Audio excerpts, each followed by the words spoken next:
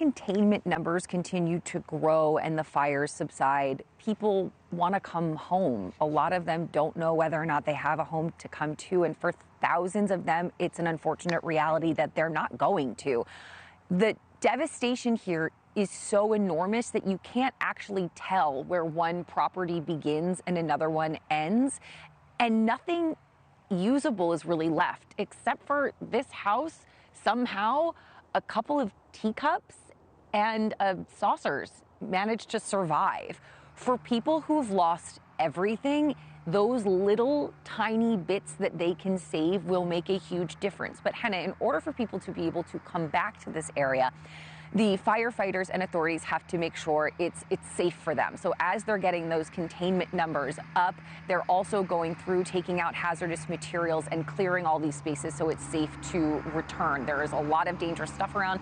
Actually, you can hear the truck passing me right now. That's part of the cleanup efforts, going through and ensuring that people can come back safely. Now, as of this morning, 90% of the area here in Altadena has been cleared, and so people will slowly be able to come back in.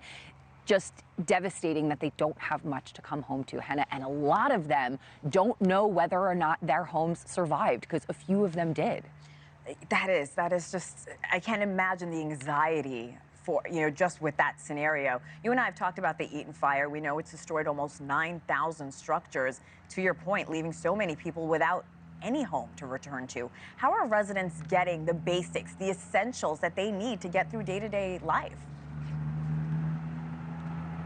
Well, it's really LA strong out here, Hena. The community has come together in a huge way with donations and volunteers. I was lucky enough to spend time at Quirk LA. It's this fabulous vintage boutique that has absolutely transformed to a free shop where people can come and work with volunteer stylists who help them get everything from toothbrushes to diapers for their children to a whole new wardrobe to things to wear to work. People still have to go to work now.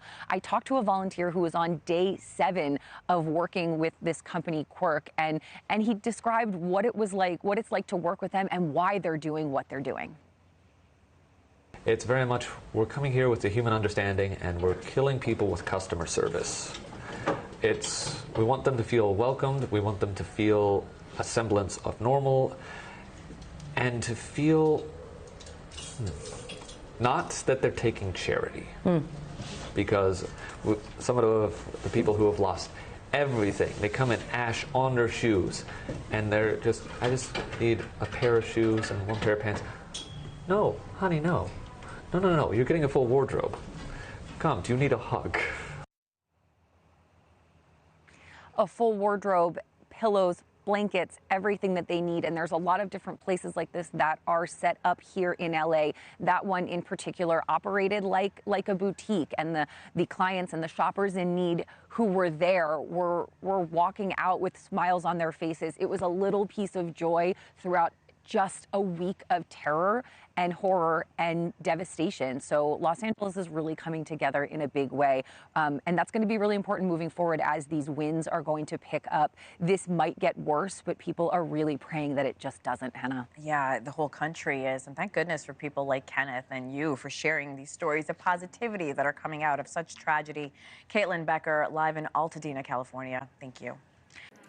Thanks for watching. Go to joinnn.com to find NewsNation on your television provider. And don't forget to click the red subscribe button below to get more of NewsNation's fact-driven, unbiased coverage.